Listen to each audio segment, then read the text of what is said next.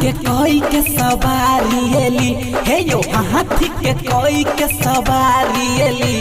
कमंडल बहाले बाबा जी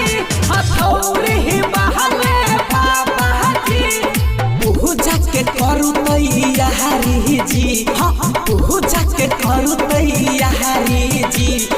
दाढ़ी बहाले बाबा जी हथौड़ी बहाले बाबा जी हथौड़ी बहाले बाबा जी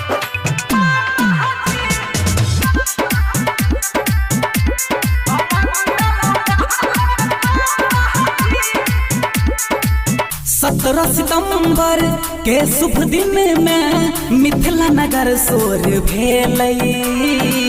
पूजा के थाली लहबु नहाली हाथी चढ़ बाबा एलई हाथी चढ़ बाबा एलई 17 सितंबर के शुभ दिन में मिथिला नगर सोर भेलई पूजा के थाली लहबु नहाली हाथी चढ़ बाबा एलई दियोरी जरा बुलके देसी घी दियोरी जरा बुलके देसी घी दाढ़ी बहाले बाबा की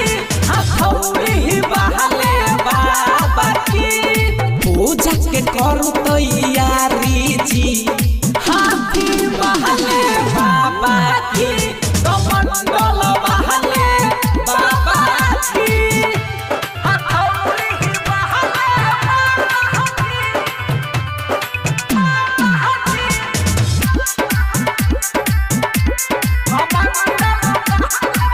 Recording by RR Music. तोरे दीवाना